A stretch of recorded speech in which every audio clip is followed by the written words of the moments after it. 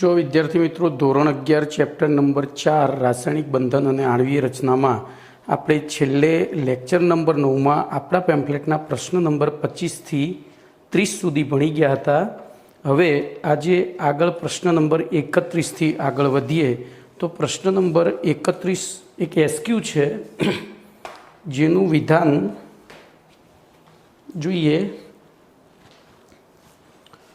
तो प्रश्न नंबर 31 एनु विधान है संयोजकता बंधनवादनी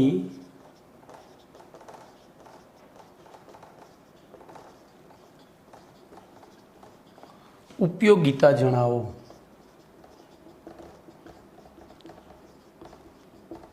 शुं छे आनुं विधान? संयोजकता बंधनवादनी उपयोगिता जणावो। तो ध्यान राखजो। तो एनो आपणे सीधो ज लखीए जवाब। तो संयोजकता बंधनवादना आधारे संयोजकता बंधनवादनी मददथी अथवा एना आधारे अणुमां परमाणुीय कक्षकोना सम्मिश्रण अणुमां परमाणुीय कक्षकोना सम्मिश्रणना प्रकार अने बरोबर संकरणना आधारे अने संकरणना आधारे सम्मिश्रणना प्रकार अने संकरणना आधारे रासायनिक बंधनी रचना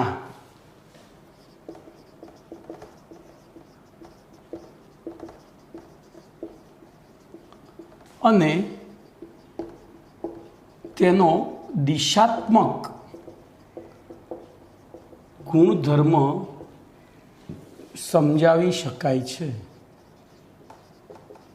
आ एनी उपयोगिता बरोबर आ एनी उपयोगिता छे। तो संयोजकता बंधनवादनी उपयोगिता 1 मार्क्स में पूछाय तो आपणे आटलू लखवानुं रहे छे। ओके, तो जो हवे प्रश्न नंबर 32 आपणे जोईए आगळ। तो प्रश्न नंबर 32 नुं विधान छे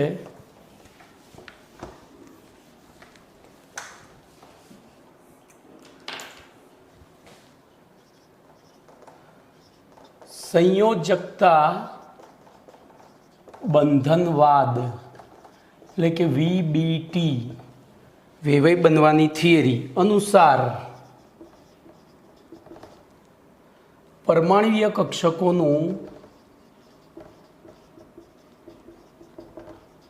સંમિશ્રણના પ્રકાર જણાવો। પરમાણુીય કક્ષકોના સંમિશ્રણના પ્રકાર સમજાવો।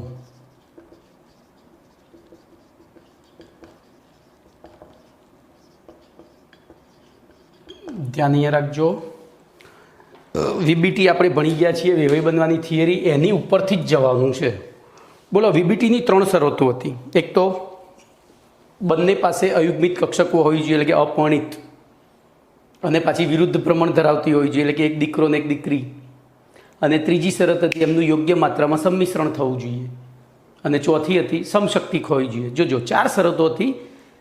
बंने पासे सम्मिश्रण पामता बंने परमाणु पासे समान शक्ति धरावती अयुग्मित इलेक्ट्रॉन धरावती अने एकबीजाथी विरुद्ध भ्रमण धरावती अयुग्मित एकबीजाथी विरुद्ध भ्रमण धरावता इलेक्ट्रॉन धरावती परमाणुीय कक्षको होवी जोईए। आ पहली शरत। अने बीजी शरत एमनुं सम्मिश्रण योग्य मात्रामां थवुं जोईए। बरोबर। तो ए ज वस्तुनुं अहींया हवे आपणे एवुं विचारीए के वेवय बनवानी थियरी प्रमाणे ज भणवा जईए तो ध्यान ए राखजो। केवा बे वेवय आजीवन सुखी रही शके? बोलो। तो हूँ पहला थियरी चलावीश पछी आ प्रश्ननो जवाब आपीश। तो जोईए सौथी पहला ए प्रश्न भणता पहला हूँ तमने कंईक कहीश। हूँ तमने एक वस्तु कहेवा मांगीश जे केमिस्ट्रीनो बेजिक छे जे आ प्रश्न शीखवा माटे बहुत महत्वनो छे। ध्यान ए राखजो। कोईपण पदार्थ त्रिपरिमाणीय होय परमाणु पण त्रिपरिमाणीय छे। बोलो केम? तो परमाणु गोलाकार है। तो गोला ने पहोळाई लंबाई अने ऊंचाई त्रणेय होय। भले एकदम नानो रह्यो पण छे तो त्रिपरिमाणीय ज ने। અને જ્યારે આવા બે પરમાણુઓ એકબીજા સાથે સંમિશ્રણ થાય એ પહેલાં આપણે વિચારીએ તો એના ત્રણ અક્ષ કયા છે, તો એના ત્રણ અક્ષ મેં તમને શીખવાડી દીધા હતા. કોઈપણ વસ્તુને આપણે જોઈએ એટલે આપણે આ રૂમને ધારો કે જોઈએ છીએ, તો આપણી ડાબી આંખ બાજુ નીચે રહેલા ખૂણાને શું કહેવાય? ઉગમ બિંદુ. શું કહેવાય? ઉગમ બિંદુ. ત્રિપરિમાણમાં જોતા હોય ત્યારે ડાબી આંખ બાજુ નીચે રહેલા ખૂણાને, બરોબર, શું કહેવાય? ડાબી આંખની સામે નીચે રહેલા ખૂણાને ઉગમ બિંદુ. ચલો પછી બીજું કયું હતું? ઉગમ બિંદુમાંથી પસાર થતો અને આપણા શરીરને સમાંતર હોય એટલે સામેની દિવાલ થશે. તમે વિડીયો જુઓ છો એમાં સામે ડાબી બાજુ જે ખૂણો આમ પડે છે ઊભો, એ ઝેડ અક્ષ કહેવાય. કયો? ઝેડ અક્ષ. ચલો પછી આપણા બે હાથને સમાંતર, આમ બે હાથ પોળા કરી અને સમાંતર અને ઉગમ બિંદુમાંથી પસાર થતો અક્ષ, એ એક્સ અક્ષ કહેવાય. શું કહેવાય? એક્સ. પછી આપણા શરીરમાંથી કોઈએ ભાલો આરપાર કાઢી નાખ્યો હોય અને એ ભાલાને સમાંતર, આપણા શરીરમાંથી કોઈએ ભાલો આરપાર કાઢી નાખ્યો હોય તો આ ભાલાને સમાંતર અને ઉગમ બિંદુમાંથી પસાર થતો અક્ષ એટલે વાય અક્ષ. હવે એને આપણે આ રીતે દોરતા હતા. મેં તમને બીજા પાઠમાં ઓલરેડી શીખવાડી દીધું હતું. આપણે આને ઉગમ બિંદુ ગણ્યું. બોલો, આ આપણા બે હાથને સમાંતર એટલે આને કીધો એક્સ અક્ષ, આ છેડો એક્સ ડેશ. આ આપણા શરીરને સમાંતર તો આને કયો? ઝેડ, આ ઝેડ એક્સ. હવે તો પેલો આ પેનની દિશામાં હશે, પણ પેનની દિશામાં આપણે દોરી શકતા નથી એટલે એને આપણે આમ ક્રોસ દોર્યો તો, અને આ બાજુ વાય, જો જોનાર તરફ વાય અને જોનારથી દૂર વાય ડેશ. શું થશે? Y dash. ઓકે, તો કોઈ પણ વસ્તુને ત્રિપરિમાણમાં જોવાની એક આ રીત થઈ. હવે આ રીત પ્રમાણે આપણે જોવા જઈએ તો હવે ધ્યાન રાખજો, આ એક ગોળો છે એટલે કે ફૂટબોલ લઉં છું. બોલો, ફૂટબોલના 3 અક્ષ આરે થશે. હા, ચલો એક ભમરડો લઉં છું, ધ્યાન રાખજો, એક ભમરડો લઉં છું. તો જો કે ભાઈ હું બહુ ચિત્રકાર નથી, તેમ છતાં સારો ભમરડો દોરવાનો પ્રયત્ન કરીશ. અહીંયા એક આર હોય, અહીંયા ટોપી હોય. બોલો, આ ભમરડાના 3 અક્ષ કયા થશે? તો એક્સ, ઝેડ અને વાય. એવી રીતે વાય ડેશ, હો ભાઈ, એક્સ, વાય ડેશ, ઝેડ, અહીંયા વાય. બોલો, આપણે આ લકોટીને ફેરવીએ. લકોટીને ફેરવવા કરતાં ભમરડાને યાદ કરીએ. તમે દીકરીઓ હશે તો કદાચ ભમરડા નહીં રમી હોય, પણ છોકરાઓ હશે તો રમ્યા હશે. જે દીકરીઓ નથી રમી તો એમના પપ્પાને પૂછી શકે અથવા ભાઈને પૂછી શકે. ભમરડા રમતા હોઈએ ત્યારે ભમરડો આ રીતે ફરવો જરૂરી છે. જો એ આ રીતે ફરે ને, આમ ત્રાસો આ રીતે ફરે ને, તો એને અમારી ભાષામાં અમે ડફ્ફું કહેતા. એના જમીન ઉપર આમ આડો ફરે ને તો એ ડફ્ફું કહેતા. અને એવી પરિસ્થિતિમાં એ ખેલાડી હારી ગયો કહેવાય. આને જ માન્ય ગણાય. એટલે કે ભ્રમણ હંમેશા કયા અક્ષ ઉપર થાય? અહીંયા કયા અક્ષ ઉપર ભ્રમણ થતું હતું? જુઓ તો વાય. અહીંયા કયા અક્ષ ઉપર ભ્રમણ થતું હતું? વાય. એવી રીતે બિલકુલ આડો પડી જાય તો એક્સ. પણ એ બંને પરિસ્થિતિમાં એ ભમરડો ખોટો ફર્યો કહેવાય.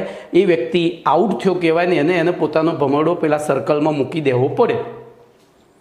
કમ્પ્લેટ. તો એનો મતલબ એવો થયો કે આપણે કોઈ પણ વસ્તુને ભ્રમણ આપીએ છીએ તેનું ભ્રમણ કયા અક્ષ ઉપર માન્ય ગણાય છે?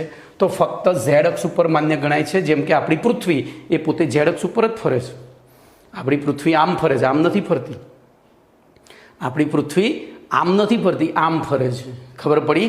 તો ઝેડ અક્ષ ઉપરના ભ્રમણને માન્ય ગણાય. હવે ધ્યાન રાખજો ભાઈ, આ બધું આટલું ડીપમાં જવું છું ને એટલે મારો સિલેબસ લાંબો થઈ જાય. અને એ ડીપમાં એટલે માટે જવું પડે કે જેથી કરીને તમારે ગોખવું ના પડે. હું ઉપર છેલ્લું કહી દઉં, તમારે ગોખવું પડશે. ચલો, હું 2 માટીની ગોળી લઉં છું, 2 માટીની લકોટી લીધી. બોલો, બંનેને ફેરવું છું તો કયા અક્ષ ઉપર ભ્રમણ કરશે? તો બંને ઝેડ અક્ષ ઉપર ભ્રમણ કરશે. હવે બંનેને મિક્સ કરીને, એ માટીની ગોળીને મિક્સ કરી એક મોટો ગોળો બનાવું છું. બોલો, એ લકોટીને ફેરવું છું તો એ પણ કયા અક્ષ ઉપર ભ્રમણ કરશે? ઝેડ. એનો અર્થ શું થયો? કે 2 ગોળા એકબીજા સાથે મિશ્ર થઈ મોટો ગોળો બનાવે તો પણ એમનો ભ્રમણ અક્ષ બદલાતો નથી. હવે ભ્રમણ અક્ષ ક્યારે ના બદલાય? બોલો, કોઈ કહેશે મને? તો ભ્રમણ અક્ષ ત્યારે ના બદલાય જ્યારે આ ગોળો અહીંથી આમ સંમિશ્રણ પામતો હોય. જોજો, આમ આડો સંમિશ્રણ પામતો હોય ને તો એક્સ અક્ષ એનો એ જ રહે. આમ ક્રોસમાંથી સંમિશ્રણ પામતો અહીંથી ઉઠાઈને આમ આવતો હોત તો વાય અક્ષ એમનો એમ રહે. પણ અહીંથી આમ આવે તો ઝેડ અક્ષ, એટલે કે ઝેડ અક્ષ બદલાતો નથી. એનો મતલબ એનું સંમિશ્રણ ઝેડ અક્ષ ઉપરથી થાય છે. કયા અક્ષ ઉપરથી થાય છે? બોલો, આ વિધાન ખબર પડી. કોઈ પણ બે પદાર્થોનું જ્યારે સંમિશ્રણ થાય ત્યારે, અને જો એમાંથી કોઈ એક જ પદાર્થ બનતો હોય તો આપણે બે માટીની લકોટી લીધી, બંને માટીની લકોટીને આમ ફેરવી જોઈ. બોલો, બંને ઝેડ અક્ષ ઉપરથી ભ્રમણ થયું. એમાંથી પછી એ બંનેને ભેગી કરી એક મોટો લાડવો બનાવ્યો, એને ફેરવ્યો તો એ પણ ઝેડ અક્ષ ઉપર જ ફર્યો, બીજા કોઈ અક્ષ ઉપર ફર્યો નહીં. એનો મતલબ કે સંમિશ્રણ હંમેશા ઝેડ અક્ષ ઉપરથી થાય. તો હવે આપણે આ પ્રશ્ન શીખીએ. બોલો, અહીંયા આપણે શું શીખવાનું હતું? પરમાણ્વીય કક્ષકોનું સંમિશ્રણ. તો ધ્યાન રાખજો, હવે ચોપડીની આકૃતિ આડી દોરેલી છે એટલે મારે તમને આ બધું સમજાવવું પડ્યું. બરોબર? તો હવે આપણે પ્રશ્નમાં પ્રવેશ કરીએ વિધિવત. તો જોઈએ, તો પ્રશ્નમાં વિધિવત પ્રવેશ કરીએ એટલે આપણે સૌથી પહેલાં તો એનો પરિચય આપી દઈએ. બોલો, પરિચય હું લાંબો નહીં લખું અથવા ખાલી બોલી જઈશ.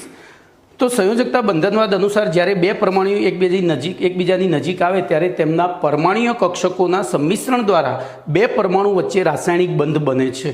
બે પરમાણુ વચ્ચે રાસાયણિક બંધ કેવી રીતના બને? તો બે પરમાણુ એકબીજાની નજીક આવે ત્યારે એમની પરમાણ્વીય કક્ષકોના સંમિશ્રણ દ્વારા, આ દાખલા તરીકે બે કક્ષકો છે, એકબીજામાં સંમિશ્રિત થઈ અને બંને વચ્ચે બંધ બને છે, રાસાયણિક બંધ બને છે. અહીં સંમિશ્રણમાં ભાગ લેતી પરમાણ્વીય કક્ષકોના ગુણધર્મો અને તેમના તરંગ વિધેયોની પ્રકૃતિના આધારે. હવે જોજો, કક્ષકોના ગુણધર્મોમાં એક જ ગુણધર્મ હોય, સદિશ અને અદિશ. કેટલીક કક્ષકો એવી છે કે જે કોઈ ચોક્કસ દિશામાં જ ગોઠવાયેલી છે, કેટલીક એવી છે કે બધી દિશામાં ગોઠવાયેલી છે. તો પીએક્સ, પીવાય, પીઝેડ ચોક્કસ દિશામાં ગોઠવાયેલી છે, જ્યારે એસ કક્ષક બધી દિશામાં. ખબર પડી ગઈ? તો એ એનો ગુણધર્મ થયો. તો પહેલું, અહીં પરમાણ્વીય કક્ષકોના સંમિશ્રણ દ્વારા બે પરમાણુ વચ્ચે રાસાયણિક બંધ બને છે અને એ સંમિશ્રણમાં ભાગ લેતી પરમાણ્વીય કક્ષકોના ગુણધર્મો અને તેમના સંમિશ્રણના પ્રકાર, એટલે કે એમના તરંગ વિધેયોની પ્રકૃતિના આધારે સંમિશ્રણના ત્રણ પ્રકાર પડે છે. સંમિશ્રણના ત્રણ પ્રકાર પડે છે. એમાં પહેલો પ્રકાર લઈશું આપણે, ધન સંમિશ્રણ. જોજો, ધન સંમિશ્રણ કોને કહેવાય? તો ધ્યાન રાખો, અહીંયા તમને ફિઝિકલી સમજાવવા માટે હું પહેલાં લખીશ અને પછી ફિઝિકલી સમજાવીશ તો તમને આવડશે. બરાબર? તો ધ્યાન રાખજો, બે પરમાણુ કેન્દ્રોને જોડતા ભ્રમણ અક્ષ ઉપર, તો બે પરમાણુ કેન્દ્રોને જોડતા ભ્રમણ અક્ષ. બોલો, આ અક્ષ કયો હશે? એક્સ હશે, વાય હશે કે ઝેડ હશે? તો હાલ મેં શીખવાડ્યું, ભ્રમણ અક્ષ હંમેશા કયો હોય? ઝેડ. તો અહીંયા હું કૌંસમાં લખું છું, તમારે લખવાનું નથી. ભ્રમણ અક્ષ ઉપર અથવા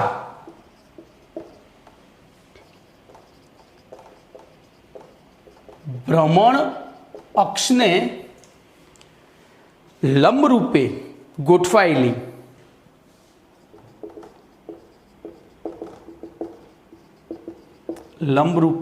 ગોઠવાયેલી પરમાણ્વીય કક્ષકોના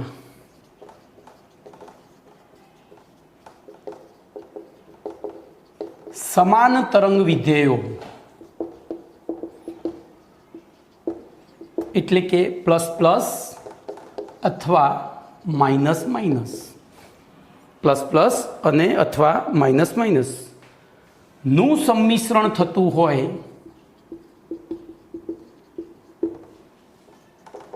તો આવા સંમિશ્રણને ધન સંમિશ્રણ કહે છે. બરોબર? આવા સંમિશ્રણને ધન સંમિશ્રણ અથવા પૂરક સંમિશ્રણ કહે છે. મેં લખાણ એટલે પહેલાં લખી દીધું કે આમાં થોડું ઘણું યાદ રાખીને આપણે પછી આકૃતિ દોરવાની છે. બે પરમાણુના કેન્દ્રોને જોડતા ભ્રમણઅક્ષ. હવે ભ્રમણઅક્ષ કયો હતો? ઝેડ. હવે ધ્યાન રાખજો, આપણે અહીંયા ત્રણ વસ્તુ વિચારીશું. બરોબર? ત્રણ વસ્તુ વિચારીશું. ધારો કે બે પરમાણુની પી શું કહેવાય,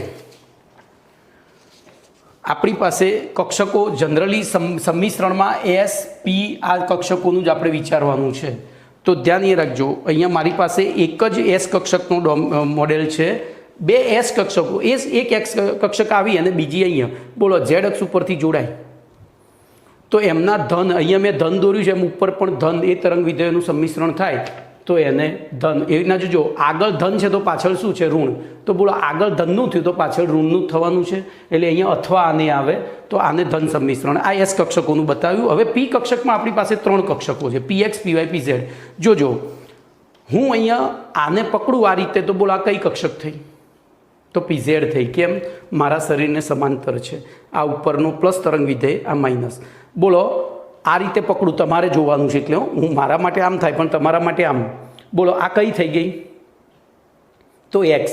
કેમ? તો તમારા બે હાથને સમાંતર છે. તમે હાથ પહોળા કરશો તો તમારા બે હાથને સમાંતર. એમાં જમણી બાજુ પ્લસ, ડાબી બાજુ માઇનસ, એટલે કે આ એક્સ ડેશ. બોલો હવે તો આ કઈ થઈ? તો આમ તમને દેખાશે નહીં, પણ આમ હું સેજ ક્રોસ રાખીશ તો દેખાશે. તો આ કઈ થઈ? તો વાય થઈ, કારણ કે તમારા શરીરમાંથી નીકળતા ભાલાને સમાંતર થઈ. તો એમાં તમારી તરફ જે છેડો છે પ્લસ તરંગ વિધેય, તમારાથી દૂર છે માઇનસ તરંગ વિધેય. બોલો ક્લિયર? તો હવે આપણે વાત કરીએ. બોલો એસનું સંમિશ્રણ ભણી ગયા. બે ગોળાઓ છે, ગોળાઓ તો ગમે તે બાજુથી ગોઠવાય એમનું સંમિશ્રણ થાય જ. એમાં ધન ધન ને ઋણ ઋણ બે, એટલે બે ધન ધન સામે આવશે અથવા બે ઋણ ઋણ આવશે. આપણે અહીંથી એની વાત કરીએ તો સૌથી પહેલાં આપણે પીઝેડનો વિચાર કરીશું. મારી પાસે બે પીઝેડ કક્ષકો છે, એ આ બે પરમાણુ છે. ધ્યાનથી જોજો. સંમિશ્રણ કયા અક્ષ ઉપરથી થાય? એક્સ અક્ષ ઉપરથી. બોલો અહીંથી આમ આવ્યું, ધ્યાનથી જોજો. બોલો કયા તરંગ વિધેય સાથે કયું તરંગ વિધેય મિશ્રિત થયું? તો નીચેના પ્લસ સાથે ઉપરનું માઇનસ, નીચેના પ્લસ સાથે ઉપરનું માઇનસ. તો આને આ ધન છે ને એની જગ્યાએ ઋણ કહેવાય. પણ એક પરમાણુની કક્ષક આવી હતી, બીજા પરમાણુની આવી હતી. બોલો સંમિશ્રણ કયા અક્ષ ઉપરથી થાય છે? તો આ પરમાણુ સંમિશ્રણ પામવા ઉપરથી આવે, ઝેડ અક્ષ ઉપરથી. બોલો કોની સાથે સંમિશ્રણ થયું? તો ધનનું ધન સાથે. અથવા આ પરમાણુ અહીંથી આમ જાય છે, બોલો તો ઋણનું ઋણ સાથે. હવે એકચ્યુઅલી આપણે આકૃતિ આમ ઊભી દોરવી પડે, આકૃતિ આ રીતે ઊભી દોરવી પડે, પણ ચોપડીમાં એ આડી આપી છે અને એ અક્ષને ઝેડ અક્ષ ગણ્યો છે. તો જો એની આકૃતિ આપણે આવી દોરી દઈશું, એની આકૃતિ આપણે દોરી દઈશું, ધનની પહેલાં દોરીએ તો આ ભ્રમણ અક્ષ, બરાબર, આ એક પરમાણીય કક્ષક, એક પરમાણુની, આ બીજા પરમાણુની. બોલો આનું પ્લસ, આ માઇનસ, આ ઝેડ અક્ષ, આ પીઝેડ. એટલે એકચ્યુઅલી ઝેડ અક્ષ આમ આપણે દોરવો જોઈએ તો ઊભો, પણ ચોપડીમાં સરળતા ખાતર એને કેવો આપ્યો છે? આડો. તો બોલો હવે ખબર પડી. આપણને ખબર છે બે પરમાણુને કેન્દ્રને જોડતો ભ્રમણ અક્ષ કયો છે? તો કે ઝેડ અક્ષ. અને એક અક્ષ ઉપર ભ્રમણ અક્ષને લંબરૂપે ગોઠવાયેલી પરમાણુય કક્ષકોના, આ જોજો હવે લંબરૂપે નથી ગોઠવાઈ. આ કઈ રીતે ગોઠવાઈ છે? બોલો. તો ભ્રમણ અક્ષને સમાંતરે ગોઠવાયેલી છે. આ સમાંતરે ગોઠવાયેલી છે. તો અહીંયા લંબરૂપે અથવા સમાંતર બે રીતે લખવું પડશે. પરમાણુય કક્ષકોના સમાન વિધેયોનું સંમિશ્રણ થાય ત્યારે, બોલો, સમાન રીતે લંબરૂપે ગોઠવાયેલી, લંબરૂપે શબ્દ ત્યાં કાઢી નાખજો, સમાંતર રૂપે આવશે. તો એવી તરંગ વિધેયોનું સંમિશ્રણ થતાં આ પ્રકારના સંમિશ્રણને ધન સંમિશ્રણ કહેવાય. ચલો બીજું ઉદાહરણ લઈએ. હવે જોજો, ધ્યાન રાખજો, ભ્રમણ અક્ષને લંબરૂપેની જગ્યાએ અહીંયા આવશે, ભ્રમણ અક્ષ ઉપર જ લખી નાખો ને, ઉપર જ લખી નાખો, ભ્રમણ અક્ષ ઉપર ગોઠવાયેલી, એટલે ભ્રમણ અક્ષ ઉપર ગોઠવાયેલી થઈ ગયા પીઝેડ. હવે ધ્યાન રાખજો, ભ્રમણ અક્ષ ઉપર ગોઠવાયેલી બીજી કક્ષકો કઈ છે? બે પીઝેડ, કારણ કે સંમિશ્રણ કયા અક્ષ ઉપરથી થાય? ઝેડ અક્ષ ઉપરથી. એટલે ભ્રમણ અક્ષ કયો બને? ઝેડ. તો ઝેડ ઉપર ગોઠવાયેલી બીજી કક્ષક કઈ? તો ઝેડ ઉપર બીજી ગોઠવાયેલી એક જ કક્ષક, જે ત્રણેય સાર્વત્રિક છે, કઈ? એસ. તો ધ્યાન રાખજો, એક પી કક્ષક અને એક એસ કક્ષક. આનું પ્લસ આના પ્લસ સાથે માઇનસ પેલી બાજુ જતું રહ્યું છે, આપણે આ રીતે લખી શકીએ ને, આ બાજુ પ્લસ ને આ બાજુ માઇનસ. તો બોલો આ પણ કયું સંમિશ્રણ થયું? ધન સંમિશ્રણ. એકચ્યુઅલી આપણે આકૃતિ દોરવી પી કેવી હતી? ઊભી, પણ જગ્યા બચાવવા માટે ચોપડીમાં આડી દોરેલી છે. બોલો ખબર પડી ગઈ? અહીંયા સહેજ છાપવાની ભૂલ છે, ભૂલ તમે સુધારી દેજો. ભ્રમણ અક્ષ ઉપર ગોઠવાયેલી, ત્યાં લંબરૂપે ભૂલથી પેલી કોપી પેસ્ટ મારેલું હોય ને એટલે છપાઈ ગયેલું છે. બોલો કમ્પ્લેટ.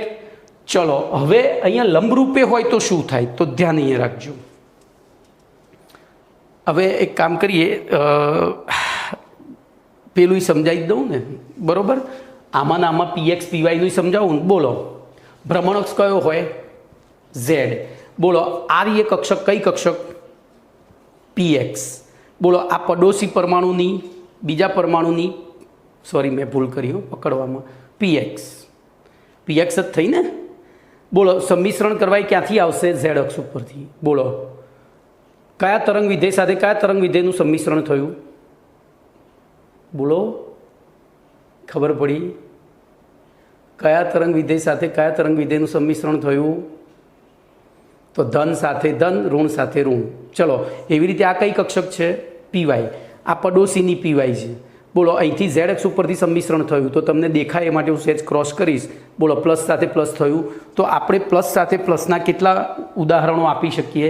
તો હવે જોજો આ ઝેડ એક્સ આમના આમ રાખું તો એક પરમાણુની આ રીતે કઈ કક્ષક થશે? પીએક્સ અથવા પીવાય।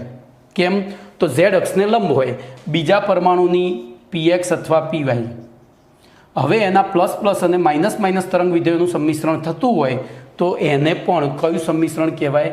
તો અહીંયા અક્ષ ઉપર ગોઠવાયેલી અથવા સમાન જો સમપ્રમાણિક કક્ષકોના અહીંયા અક્ષ ઉપર લંબ અથવા સમાંતરે એવી રીતે બે લખવું પડશે હો ભાઈ, કારણ કે બે ગણવી પડે ને। લંબ અથવા સમાંતરે ગોઠવાયેલી બે પરમાણુ કેન્દ્રોને જોડતા ભ્રમણ અક્ષ ઉપર લંબ રૂપે અથવા અક્ષને સમાંતરે ગોઠવાયેલી પરમાણુ કક્ષકોના આ સમાંતરે ગોઠવાયેલી હતી, આ લંબ રૂપે ગોઠવાયેલી હતી। બોલો કમ્પ્લીટ ખબર પડી ગઈ? તો હવે મને ઋણ સંમિશ્રણ નથી આવડતું। બોલો ઋણ સંમિશ્રણ નથી આવડતું। હવે જોજો ભાઈ અહીંયા મેં આ પીએક્સ દોરીને તો પીવાય છે ને, આપણે એને જુદી બતાવવા માટે શું કરીશું? ક્રોસ બતાવીશું આ રીતે। એ એક પીવાય અહીંયા પ્લસ માઇનસ, આ બીજી પ્લસ માઇનસ, આ પીવાય। તો બોલો આ બે ભેગી થશે ત્યારે પણ કયું સંમિશ્રણ થશે? ધન સંમિશ્રણ। તમારે બે જોડે જોડે દોરવાની છે, આની જેમ એકબીજાને અડેલી। આ તો તમને ખબર પડે, હું અહીંયા ઇક્વલ ટુ કરીને આ રીતે દોરી દઉં તો પ્લસ પ્લસ માઇનસ માઇનસ, અહીંયા પણ ઇક્વલ ટુ કરીને દોરી દઉં આગળ તો બોલો પ્લસ પ્લસ માઇનસ માઇનસ। તો આ કઈ કક્ષક, આ કયું સંમિશ્રણ થયું? આ બધા સંમિશ્રણ કયા સંમિશ્રણ થયા? ધન। તો હવે આકૃતિ ઉપરથી સમજીએ। બે પરમાણુ કેન્દ્રોને જોડતા ભ્રમણ અક્ષ ઉપર અક્ષને સમાંતર અથવા લંબ રૂપે, બરોબર, અક્ષ ઉપર ગોઠવાયેલી અથવા અક્ષને લંબ રૂપે ગોઠવાયેલી એ રીતે લખીએ તોય ચાલે। અક્ષ ઉપર ગોઠવાયેલી અથવા અક્ષને લંબ રૂપે ગોઠવાયેલી પરમાણ્વીય કક્ષકોના સમાન તરંગ વિધેયો એટલે કે પ્લસ સાથે પ્લસનું પ્લસ સાથે પ્લસનું પ્લસ સાથે પ્લસનું, હવે આમાં ઊંધું દોરી શકાય। આ માઇનસ માઇનસ કરી દો અને પેલું પ્લસ પ્લસ કરી દો તો, અથવા અને માઇનસ માઇનસનું સંમિશ્રણ થતું હોય તો આવા સંમિશ્રણને શું કહે છે? ધન સંમિશ્રણ। Complete clear? બોલો ધન સંમિશ્રણ આવડ્યું તો હવે ઋણ આવડી જાય। ઋણમાં પણ એના જ લખાણ, ખાલી આટલું બદલાશે, પ્લસની સાથે માઇનસ ને માઇનસની સાથે પ્લસ, બરોબર, પ્લસની સાથે માઇનસ। તો બોલો વાક્ય ઋણ સંમિશ્રણમાં શું લખીશું? તો મારે આકૃતિમાં ખાલી અહીંયા આટલું ચેન્જ કરવાનું। બોલો અહીંયા માઇનસ કરી દો, આ પ્લસ કરી દો, એવી રીતે આ માઇનસ આ પ્લસ, એવી રીતે બોલો માઇનસ પ્લસ, તો અહીંયા બદલાઈ જશે માઇનસ પ્લસ, અહીંયા તો બરોબર પ્લસ હતું ને, હવે માઇનસ કરી દો તો માઇનસ પ્લસ। બોલો ખબર પડી? ફરીથી સમજો, હવે હું તમને ફિઝિકલી સમજાવું। બોલો આ કઈ કક્ષક છે? ખબર પડી? પીઝેડ। આ પડોશીની એસ કક્ષક। બોલો એનું જોડાણ હંમેશા આપણને ખબર છે, બે કક્ષકોનું જોડાણ કયા અક્ષ ઉપરથી થાય? ઝેડ। તો ઝેડ ઉપરથી આવી। બોલો કયા તરંગ વિધેયનું સંમિશ્રણ થયું? તો આના પ્લસ સાથે આનું પ્લસનું જ થયું, તો એ ધન સંમિશ્રણ। અથવા ધારો કે આ ઊંધી ગોળ આમ નીચેથી આવી, આપણે એવું વિચારીએ ને, બોલો આ નીચેથી આવી તો બોલો કયું સંમિશ્રણ થયું? ઋણ સાથે। આને આમ હુમલો કર્યો, પેલામાં આને આમ હુમલો કર્યો તો આમાં આને હુમલો કર્યો, બોલો તો માઇનસ સાથે માઇનસ થયું, તો આને પણ ધન સંમિશ્રણ। તો એક પીઝેડ અને બીજી એસ। જો એમસીક્યુ પૂછાય, હું હવે અહીંયા એમસીક્યુ લખું છું।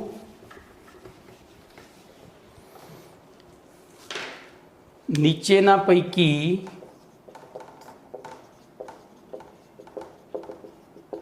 કઈ કક્ષકોનું સંમિશ્રણ કક્ષકો ધન કે ઋણ સંમિશ્રણ દર્શાવશે? કક્ષકોની જોડ। બોલો પહેલી કઈ દર્શાવે તો પીઝેડ અને એસ, પીઝેડ અને એસ. પછી બીજી તો પીઝેડ પીઝેડ. ત્રીજી બોલો કઈ દર્શાવે પીએક્સ પીએક્સ. અને ચોથી પીવાય પીવાય. જો આ ત્રણ એક જ પ્રકારની, જ્યારે પીઝેડની સાથે એસ દર્શાવે, આ બેની સાથે એસ કેમ નહીં દર્શાવે? તો એનું કારણ છે કે સંમિશ્રણ કયા અક્ષ ઉપરથી થાય? ઝેડ અક્ષ ઉપરથી. એટલે આ અક્ષ ઉપરથી તો સંમિશ્રણ થવાનું જ નથી. તો આ બધા ધન કે ઋણ સંમિશ્રણ દર્શાવી શકે. બોલો કમ્પ્લીટ. હવે આપણે વાત કરીશું શૂન્ય સંમિશ્રણ. વિચારો તો અહીંયા કોનું કોનું સંમિશ્રણ થયું? પીઝેડનું એસ સાથે, પીઝેડનું પીઝેડ સાથે, પીએક્સનું પીવાય. હવે ધારો કે હું પીએક્સની સાથે, આ કઈ કક્ષક છે? પીએક્સ છે ને, એની સાથે એસનું સંમિશ્રણ કરું તો એસ તો ક્યાં આવે? કેન્દ્રમાં. આમ જ જવાની ને. ઝેડ અક્ષ તો અહીંયા છે ને, આ ડંબેલા બાજુ રહી ગયા, એટલે કે તરંગ વિધેય સાઈડમાં રહી ગયા અને ઉપરથી આવી એસ કક્ષક. બોલો શું થશે? તો અહીંયા એમના તરંગ વિધેયોનું સંમિશ્રણ થયું નહીં, એમના તરંગ વિધેયોનું સંમિશ્રણ થયું નહીં. ચલો બીજું વિચારીએ. ધારો કે પીવાય છે, પીવાયમાં ઉપરથી આવી, બોલો સંમિશ્રણ થયું નહીં. તો પીએક્સ અને પીવાયનું એસ કક્ષક સાથે સંમિશ્રણ થાય ત્યારે સંમિશ્રણ તરંગ વિધેય સાથે તરંગ વિધેયનું સંમિશ્રણ થતું નથી. બોલો આવા સંમિશ્રણને કયું સંમિશ્રણ કહેવાય? શૂન્ય. ચલો એવી રીતે એકની પીએક્સ અને બીજાની પીવાય, ધ્યાનથી જોજો, એકની પીએક્સ અને બીજાની પીવાય, બોલો શું બન્યું? ચોકડી બની. એકે તરંગ વિધેયનું સંમિશ્રણ થયું નહીં. તો આને પણ કયું સંમિશ્રણ કહેવાય? શૂન્ય સંમિશ્રણ. કયું સંમિશ્રણ કહેવાય? શૂન્ય. ચલો એકની પીવાય ને બીજાની પીએક્સ, તો એ તો એનું એ જ થયું ને. તો કમ્પ્લીટ. તો બોલો ત્રીજો પ્રકાર શું થશે? શૂન્ય. તો શૂન્ય સંમિશ્રણની વ્યાખ્યા શું થશે? તો બે પરમાણુ કેન્દ્રોને જોડતા ભ્રમણ અક્ષના સંદર્ભમાં જુદા જુદા અક્ષ ઉપર ગોઠવાયેલી, જો આમાં એક જ લંબ અથવા સમાંતરે હતી, પેલામાં જુદા જુદા અક્ષ ઉપર, એકમાં એક્સ ઉપર હોય ને એકમાં વાય ઉપર હોય. તો જુદા જુદા અક્ષ ઉપર ગોઠવાયેલી કક્ષકોના એકબીજાના સંપર્કમાં આવે ત્યારે તેમનું સંમિશ્રણ થતું નથી. આ પ્રકારના સંમિશ્રણને શું કહે છે? કમ્પ્લીટ. તો શૂન્ય સંમિશ્રણ કહે છે. બોલો હવે આના ઉપરથી તો પરમાણ્વીય કક્ષકોના ઉપરોક્ત ત્રણેય પ્રકારના સંમિશ્રણ આકૃતિમાં દર્શાવેલી એસ અને પી કક્ષકોના સંમિશ્રણના સંદર્ભમાં સ્પષ્ટ કરી શકાય. અને પરમાણ્વીય કક્ષકોના સંમિશ્રણની આ અભિધારણાઓ સમકેન્દ્રીય અને વિષમકેન્દ્રીય દ્વિપરમાણુ અણુઓને, સમકેન્દ્રીય અને વિષમકેન્દ્રીય, સમકેન્દ્રીય એટલે H2 ને લાગુ પડે ને HCl ને લાગુ પડે. આ બધા દ્વિપરમાણુ અણુ છે. આમાં બે જ પરમાણુ છે, આમાં એક H અને એક Cl છે. તો એ સરખી રીતે લાગુ પડે, પછી એ સમકેન્દ્રીય હોય કે વિષમકેન્દ્રીય હોય. બોલો કમ્પ્લીટ. ચલો હવે તો આ પ્રશ્નને ધ્યાનથી ભાઈ સમજજો, આવી રીતે મોડેલ બનાવીને વિચારજો તો ખબર પડશે, બાકી આકૃતિમાં ખબર નહીં પડે. આકૃતિમાં ખબર નહીં પડે કારણ કે ત્રિપરિમાણીય વસ્તુને દ્વિપરિમાણમાં દોરી હોય એટલે આપણને થોડું કન્ફ્યુઝન પેદા થાય. ચલો એના પછીનો પ્રશ્ન લઈ લઈએ. પ્રશ્ન નંબર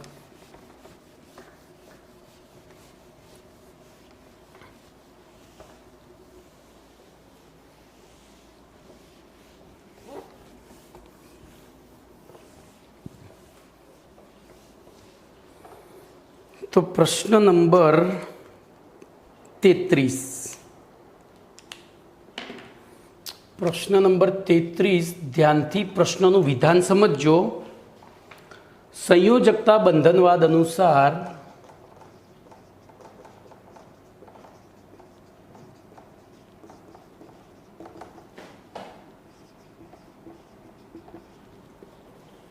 સહસંયોજક બંધના નિર્માણમાં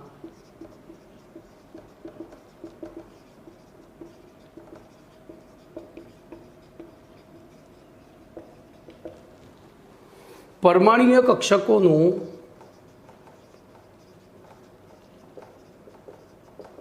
સંમિશ્રણ સદિશ ગુણધર્મો ધરાવતું નથી.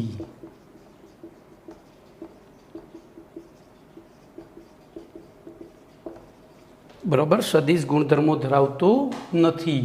ઉદાહરણ આપી સમજાવો. પહેલાં તો આ વાક્યનું અર્થઘટન કરો તો તમને થિયરી આવડશે, બાકી થિયરી નહીં આવડે. બોલો આ વાક્યનું અર્થઘટન કરો તો પ્રોપરલી. તો હાલ આપણે જે ભણ્યા છેલ્લો પ્રશ્ન એના ઉપરથી આગળનો પ્રશ્ન મુદ્દો છે. બોલો શું કહેવા માગે છે? બોલો શું કહેવા માગે છે? શું કહેવા માગે છે? તો સહસંયોજક બંધના નિર્માણમાં પરમાણ્વીય કક્ષકોનું સંમિશ્રણ સદિશ ગુણધર્મો ધરાવતું નથી, એ આપણે સાબિત કરવાનું છે. તો એને સાબિત કરવા માટે આપણે એક ઉદાહરણ લઈએ. ઉદાહરણ તરીકે હું CH4 લઈશ. ધ્યાન રાખજો, સાદામાં સાદો અણુ લઈશ, CH4. બોલો CH4માં કેન્દ્રીય પરમાણુ કોણ? તો કાર્બન. બોલો કાર્બનની બાહ્યતમ કક્ષામાં તો પહેલી કાર્બનની ઇલેક્ટ્રોન રચના લખીએ. બોલો કાર્બનનો પરમાણુ ક્રમાંક 6, ઇલેક્ટ્રોન રચના 1s2 2s2 2p2. બોલો બાહ્યતમ કક્ષામાં કેટલા ઇલેક્ટ્રોન? તો કે 4. એ 4 ઇલેક્ટ્રોન આપણે દર્શાવીએ, બરાબર. તો એક 2sનો ઇલેક્ટ્રોન અહીંયા, એક 2sનો ઇલેક્ટ્રોન અહીંયા, એક 2pxનો ઇલેક્ટ્રોન અહીંયા અને એક 2pyનો ઇલેક્ટ્રોન. કારણ કે આપણે અહીંયા ઇલેક્ટ્રોન રચના લખીશું તો 2s2 2px1 2py1 થશે. એટલે બે 2sના એકબીજાની સામસામે ગોઠવાયા, એક 2pxનો ને એક 2pyનો. ચલો એની સાથે બોલો સરાઉન્ડિંગ પરમાણુ કયો છે? તો હાઇડ્રોજન. હાઇડ્રોજનનો પરમાણુ ક્રમાંક 8 છે. એની ઇલેક્ટ્રોન રચના તો બોલો અહીંયા કયા ઇલેક્ટ્રોનની ભાગીદારી થઈ? 1s1ની, એટલે 1sની. હું અહીંયા H લખું એવી રીતે 1sની. બોલો H લખું એવી રીતે અહીંયા ચોકડી મારું એટલે ખબર પડે કે આ 1sનો ઇલેક્ટ્રોન છે, હાઇડ્રોજનનો ઇલેક્ટ્રોન છે. બોલો આ રીતે ભાગીદારી થઈ. બોલો બધાની અષ્ટક રચના પૂર્ણ થઈ ગઈ. હાઇડ્રોજનને 2 જોઈતા હતા, થઈ ગયા. કાર્બનને 4 જોઈતા હતા, 8 જોઈતા હતા, થઈ ગયા. પણ હવે જોજો આ જે સંમિશ્રણ થયું છે એને ધ્યાનથી જુઓ તમે. આ સંમિશ્રણને ધ્યાનથી જુઓ. બોલો આ બે કઈ કક્ષકોનું સંમિશ્રણ થયું? હમણાં આગળ ભણ્યા એ પ્રમાણે px. તો આપણે ધ્યાન અહીંયા રાખો. હવે આ કાઢી નાખું છું, આ યાદ છે આપણને. તો હું અહીંયા પહેલું કેન્દ્રીય પરમાણુ કાર્બન લઉં. બોલો કાર્બન કેન્દ્રીય પરમાણુ એની ફરતે બોલો કઈ કક્ષકો ભાગ લે છે? તો 2s. તો એ પહેલી તો અહીંયા હું s મૂકી દઉં. આ s 2s કક્ષક ગોળાકાર હોય, બરાબર. આ 2s કક્ષક. પછી બીજી કઈ ભાગ લે છે? 2px અને 2py. તો બોલો એ આ 2px આ બાજુથી આમ 2px થાય, આ થઈ 2py, બરાબર. ચલો આ 2sની સાથે એટલે આપણે હવે વિચારીએ તો એની સાથે તો એક ઇલેક્ટ્રોન, એક હાઇડ્રોજનની ભાગીદારી અહીંયા થઈ, એક હાઇડ્રોજનની ભાગીદારી અહીંયા થઈ, એક અહીંયા થઈ ને એક અહીંયા થઈ. કેમ ભાઈ? અહીંયા 2 થઈ સામસામે, તો 2 2s કક્ષકો ભાગ લે, એટલે કે એક 2s કક્ષકના 2 ઇલેક્ટ્રોન ભાગ લે. ટૂંકમાં સંમિશ્રણમાં કઈ કક્ષકોએ ભાગ લીધી? તો 2s, પછી 2px અને 2px અને 2py થઈ. હવે ચલો s કેવી છે? ગોળાકાર. ગોળાકાર બધા અક્ષ ઉપર ગોઠવાયેલી છે એટલે એનો કોઈ આપણને ઇશ્યુ નથી. પણ px અને py બોલો તો px x અક્ષ ઉપર ગોઠવાયેલી છે, py y અક્ષ ઉપર, અને એના કારણે એમની વચ્ચેનો ખૂણો થવો જોઈએ 90 અંશનો. કેટલો થવો જોઈએ? તો આ બંધકોણ 90 અંશનો થવો જોઈએ. હવે આગળ આપણે VSEPR સિદ્ધાંત ભણી ગયા. બોલો CH4, Cની બાહ્યતમ કક્ષામાં 4 ઇલેક્ટ્રોન, Hની બાહ્યતમ કક્ષામાં 1 ઇલેક્ટ્રોન, 4ની ભાગીદારી થઈ તો અણુ થયો AB4, AB4 થાય તો સંકરણ sp3, સંકરણ sp3 થાય તો બંધકોણ અણુ આકાર સમચતુષ્ફલકીય અને બંધકોણ 109°28'. પણ અહીંયા તો બંધકોણ કેટલાનો મળવો જોઈએ? જો py અને pxનું સંમિશ્રણ થતું હોય, એટલે કે px 1s સાથે અને py 1s સાથે, તો px અને py એકબીજા સાથે આ રીતે ગોઠવાયેલી છે. ધ્યાન અહીંયા રાખજો.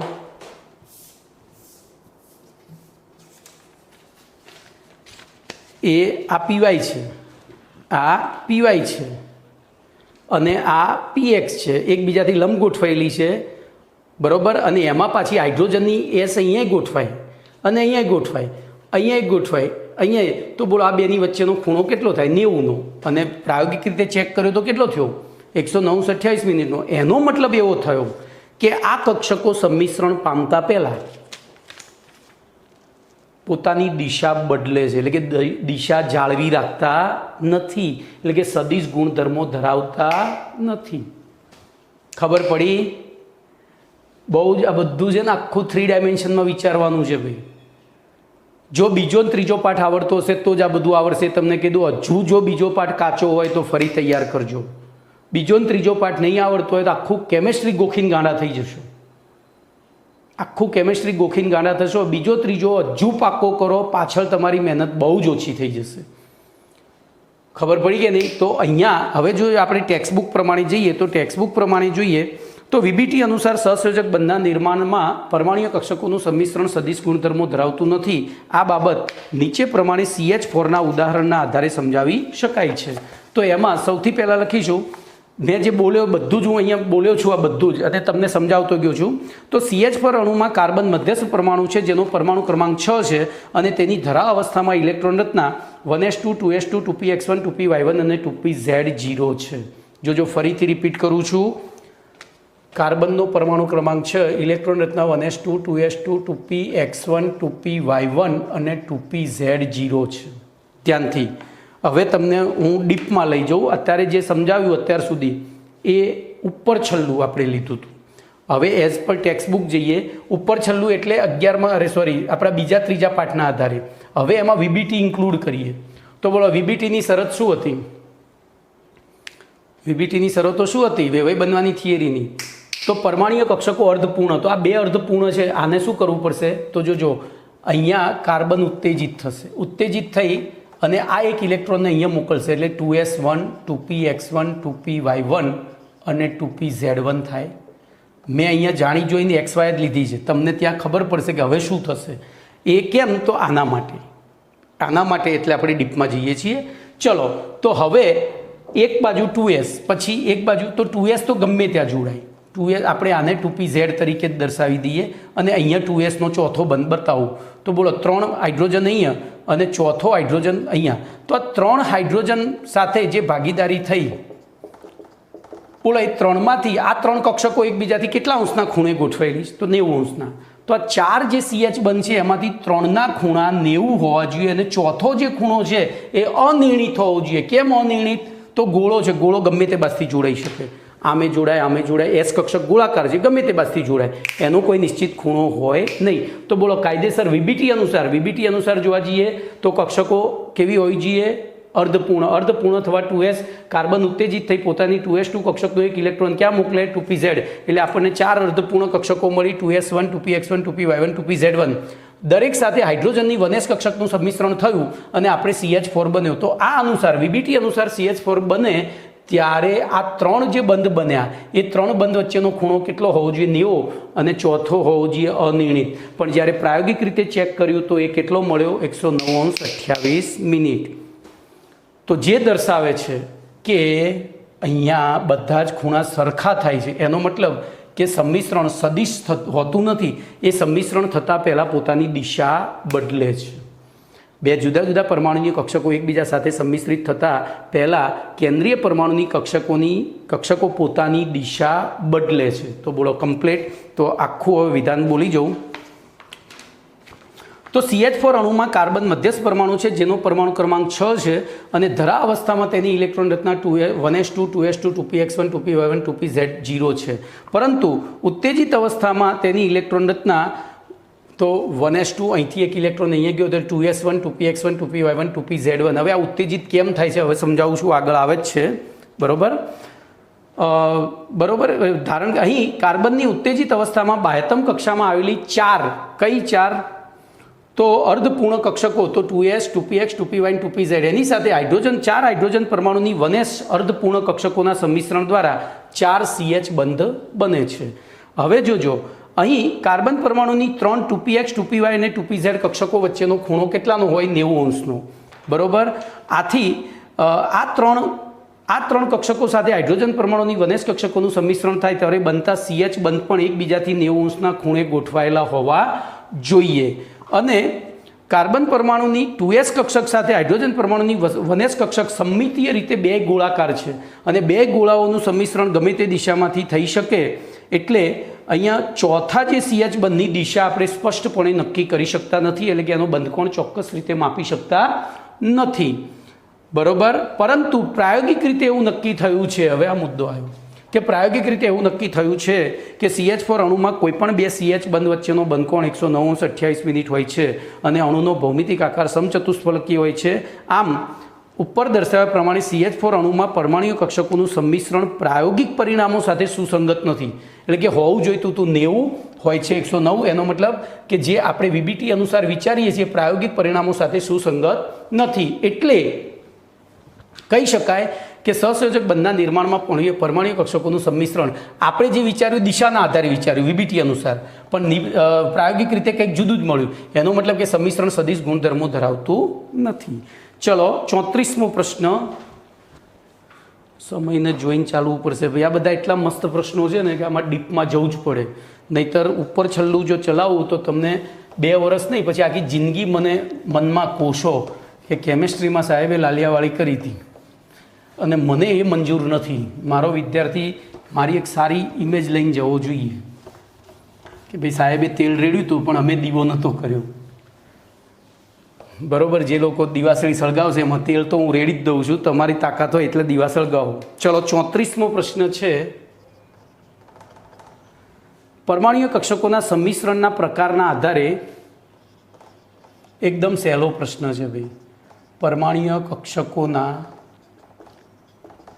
સંમિશ્રણના પ્રકારના આધારે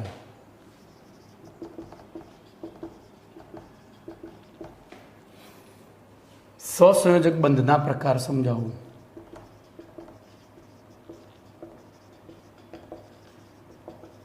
તો હું અને તમને અહીંયા ચાર્ટ પ્રમાણે શીખવાડીશ. કઈ રીતે શીખવાડીશ? ચાર્ટ પ્રમાણે. તો જોજો, અહીંથી જો સીધું જ 2 ભાગ પાડી દઉં. સંમિત કક્ષકોના સંમિશ્રણ દ્વારા અને અસંમિત, પછી હું એઝ પર ટેક્સ્ટબુક ચલાવું છું, પહેલાં તમારા મગજમાં થિયરી ઉતારી દઉં. અસંમિત પરમાણ્વીય કક્ષકોના સંમિશ્રણ દ્વારા.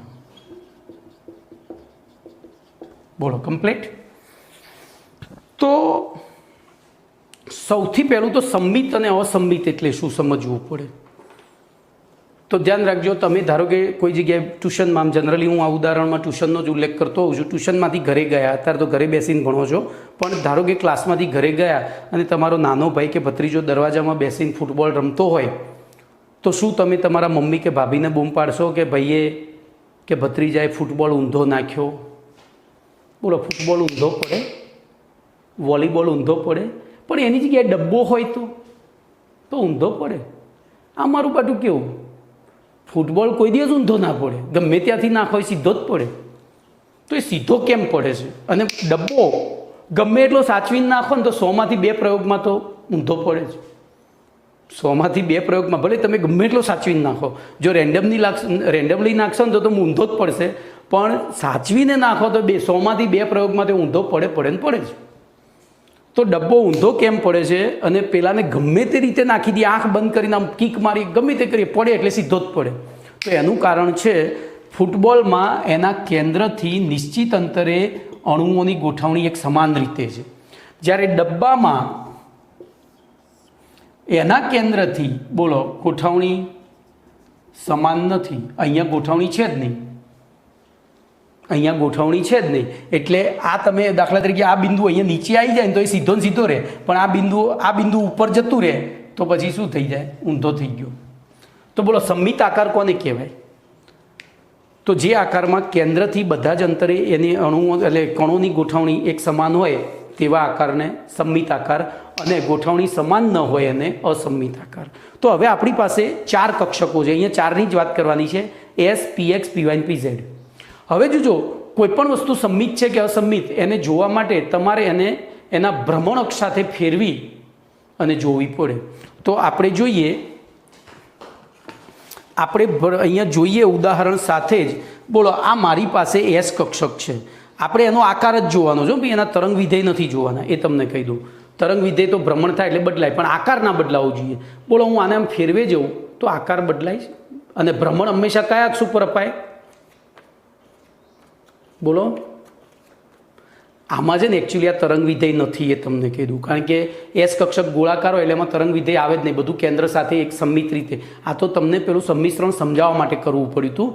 ગોળામાં તરંગ વિધેય ના આવે, તરંગ વિધેય પી કક્ષકોમાં આવે. બોલો, તો આનો આકાર એનો એ જ રહે છે કમ્પ્લેટ. તો બોલો, આ આકારને કયો આકાર કહેવાય?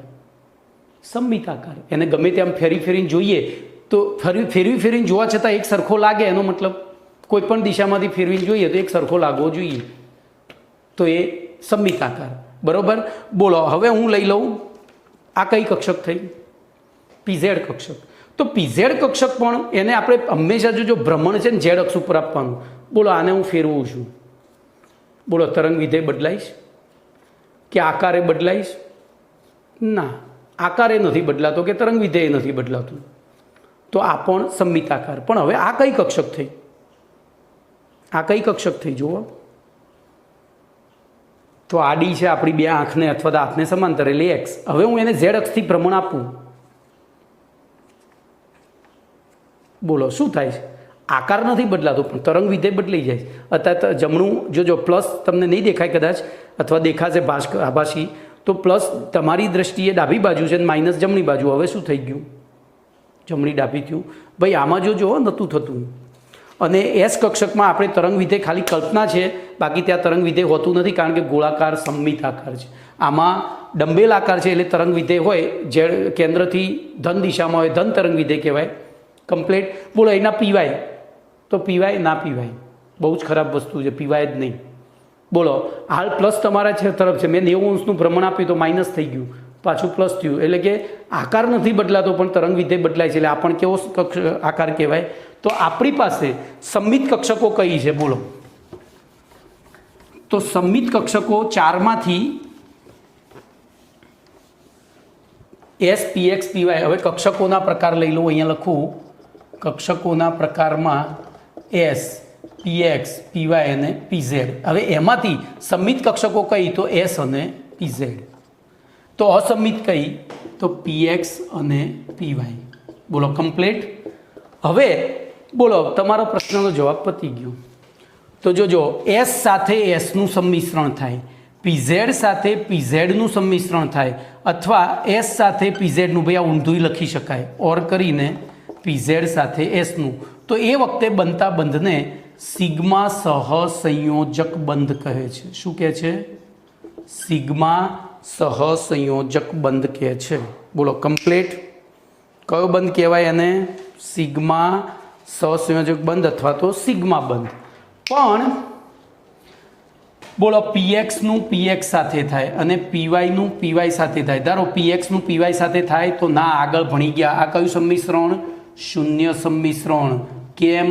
તો બે કક્ષકો એકબીજાથી જુદા જુદા અક્ષ ઉપર ગોઠવાયેલી છે, એમના તરંગ વિધેયોનું સંમિશ્રણ થતું નથી. એવી રીતે બોલો, અહીંયા એસ પણ ગોઠવું તો એ શૂન્ય સંમિશ્રણ, યાદ છે ને? તો આપણે સંમિશ્રણના પ્રકાર, તો શૂન્ય સંમિશ્રણમાં તો બંધ બને જ નહીં. તો પીએક્સનું પીએક્સ સાથે અને પીવાયનું પીવાય સાથે સંમિશ્રણ થાય ત્યારે એને કહેવાય પાઈ બંધ. ત્યારે એને શું કહેવાય? પાઈ બંધ. બોલો, ક્લિયર?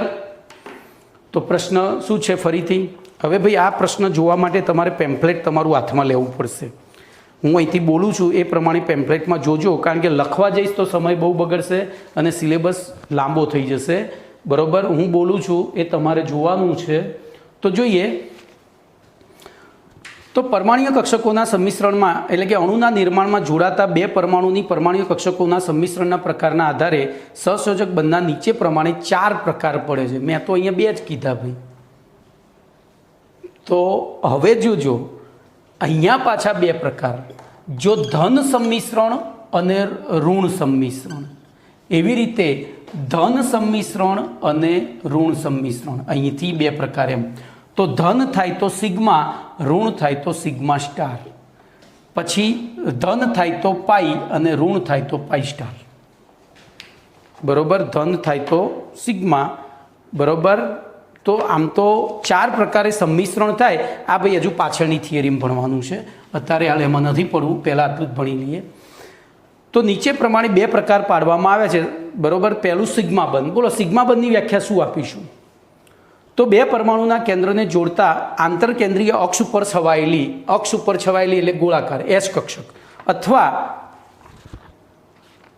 પીઝેડ કક્ષક પરમાણ્વીય કક્ષકોના છેડાઓના સંમિશ્રણ દ્વારા, હવે જોજો અહીંયા સંમિશ્રણ બે પ્રકારે થાય, છેડેથી છેડે, જોજો છેડેથી છેડે સંમિશ્રણ અથવા બાજુથી બાજુ સંમિશ્રણ, છેડેથી છેડે અથવા બાજુથી બાજુ, એટલે સંમિશ્રણ આ કક્ષકો. હવે સંમિશ્રણના પ્રકાર લઈએ તો અહીંયા છેડેથી જોડાય અને બાજુથી જોડાય. જો છેડેથી જોડાય તો એને સિગ્મા અને બાજુથી જોડાય ત્યારે સિગ્મા સ્ટાર. તો આકૃતિ જોશો તો એકદમ ઇઝી થશે, બરોબર. તો છેડાના સંમિશ્રણ દ્વારા પ્રાપ્ત થતા બંને સિગ્મા બંધ અથવા તો આંતર અક્ષીય સંમિશ્રણ કહે છે. આ સંમિશ્રણ નીચે પ્રમાણે SS PZ અને SPZ કક્ષકોના સંમિશ્રણ દ્વારા પ્રાપ્ત થાય છે. તો એમાં પછી તમારે આકૃતિઓ દોરવાની છે. હવે ધ્યાન અહીંયા રાખજો, અહીંયા ક્યારે સિગ્મા સ્ટાર બંધ આવે કે ના આવે, મને વિચારો તો સિગ્મા સ્ટાર બંધ આવે કે ના આવે. આ જો કે હજુ એક સ્ટેપ આગળ છે એટલે તમને હાલ નહીં આવડે, મને મિક્સ થાય છે, મારું પોતાનું બધું નોલેજ ભેગું હોય ને એટલે હું તમને ભેગું સમજાવવા પ્રયત્ન કરું છું, પણ એક પછી એક સ્ટેપ લઈએ આગળ. ચલો એના પછી બોલો બે પરમાણુ કેન્દ્રોને એટલે કે અસંમિત કક્ષકો. અસંમિત કક્ષકો બોલો ક્યાં આવેલી હોય? અક્ષ ઉપર છવાયેલી ના હોય. બે પરમાણુના કેન્દ્રોને જોડતા ભ્રમણ અક્ષ ઉપર છવાયેલી ના હોય, એટલે કે એ અક્ષને લંબ હોય. આ અક્ષ ઉપર છવાયેલી હોય જ્યારે આ અક્ષને લંબ હોય. બોલો એવી બે કક્ષકોના સંમિશ્રણ દ્વારા, તો એને કયો બંધ કહેવાય? પાઈબંધ. તો PX અને PY ના સંમિશ્રણ દ્વારા પાઈબંધ બને છે. હવે જોજો એ પાઈબંધની આકૃતિ ખાસ સમજો, પેલી તો આવડી જશે. બોલો એ બે S ગોળાઓ અહીંયા હું દોરી કાઢું તો અહીંયા બે ગોળા જ દોરવાના, આ એક ગોળો, બીજો ગોળો અને પછી ત્રીજો ગોળો જ બતાવવાનો છે જોડાયેલો. બોલો PZમાં તો આ રીતે બે જોડાશે, એમાં તમારે આડી દોરવાની. કેમ? તો ભ્રમણઅક્ષ આપણે આડો લઈએ છીએ, બરોબર. આ બીજી, સોરી યાર ઉતાવળમાં, તો અહીંયા શું થઈ જશે? આખું આમ દોરી કાઢવાનું, બરોબર. આ પ્લસ પ્લસ માઇનસ માઇનસ, જો પ્લસ પ્લસનું થતું હોય તો ધન સંમિશ્રણ, માઇનસ માઇનસનું થતું હોય તો ઋણ, એ તો આપણે ઓલરેડી ભણી ગયા છીએ. પ્લસ માઇનસનું થતું હોય તો ઋણ. બોલો કમ્પ્લેટ. હવે એવી રીતે આ દોરવી હોય તો એક PZ કક્ષક અને એક ગોળો, તો બોલો અહીંયા શું થશે? અહીંયા ગોળો બતાવી દેવાનો પ્લસ પ્લસ, અથવા અહીંયા તમે ચિહ્નો નહીં દોરો તો ચાલશે, બરાબર. તો બોલો આ ખબર પડી ગઈ. જ્યારે આની આકૃતિ દોરવાની આવશે ત્યારે શું કરવું પડશે તમારે? તો એની આકૃતિ દોરવા માટે આ Z અક્ષ, તો પછી આ કઈ કક્ષક થઈ? PX અથવા PY, કારણ કે બે Z અક્ષને કેવી હોય? લંબ. અને એનું સંમિશ્રણ થાય ત્યારે જોજો આ અહીંયા સંમિશ્રણ પામે, કેન્દ્રોનું સંમિશ્રણ નથી થતું, આ યાદ રાખજો. કક્ષકોનું સંમિશ્રણ થાય છે, એટલે આપણો આકાર આખો આવો થઈ જશે, આખો આકાર આવો થઈ જશે. જો અંદર તમારા પેમ્પલેટમાં છે, આ રીતે દર્શાવાય અને આવો આકાર થાય. બે રીતે તમારે આ બે ભેગું કરીને બતાવવાનું, આ રીતે, સોરી કેવું કરીને બતાવવાનું? તો બે કક્ષકો જોડે જોડે બતાવી દેવાની. તો બોલો આ સંમિશ્રણ થયું, આ થયું. અથવા આ રીતે પણ દર્શાવાય, આને કહેવાય પાઈબંધ. શું કહે છે? તો તમારો પ્રશ્ન નંબર 34 પૂરો. હવે 35મો એક નાનો પ્રશ્ન છે, લઈ લઉં છું. બોલો સિગ્મા અને પાઈબંધની સાપેક્ષ પ્રબળતા જણાવો. ધ્યાન રાખજો, અહીંયા તાજું છે એટલે આવડી જશે. સિગ્મા બંધ ક્યારે બને? તો છેડેથી છેડે સંમિશ્રણ થાય ત્યારે, છેડેથી છેડે થાય ત્યારે. પાઈબંધ ક્યારે બને? બાજુથી બાજુ સંમિશ્રણ થાય ત્યારે. તો મેં મારા બે હાથ આમ પકડ્યા હોય તો છોડાવવા વધારે સહેલા છે, કે આમ પકડ્યા હોય તો છોડાવવા વધારે સહેલા છે? તો આમ તમે અહીંથી હાથ નાખીને આમ બે પહોળા કરી શકો. આમાં આ લોક થઈ ગયું છે, જોજો. તો હંમેશા છેડેથી છેડે સંમિશ્રણ છે એ પ્રબળ હોય. કેવું હોય?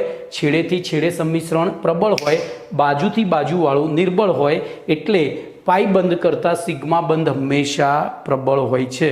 તો જોઈએ, સિગ્મા અને પાઈબંધની પ્રબળતાનો આધાર પરમાણ્વીય કક્ષકોના સંમિશ્રણની માત્રા ઉપર આધાર રાખે છે. આથી સિગ્મા બંધની રચનામાં પરમાણ્વીય કક્ષકોનું સંમિશ્રણ છેડા ઉપરથી થાય છે, અને આથી સંમિશ્રણની માત્રા વધુ હોય છે. જ્યારે પાઈબંધની રચનામાં પરમાણ્વીય કક્ષકોનું સંમિશ્રણ બાજુમાંથી થાય છે, આથી સંમિશ્રણની માત્રા ઓછી હોય છે. આથી પાઈબંધ કરતાં સિગ્મા બંધ પ્રબળ હોય છે, અથવા તો સિગ્મા બંધ કરતાં પાઈબંધ નિર્બળ હોય છે. તો આટલે સુધી રાખીએ છીએ. ઓકે.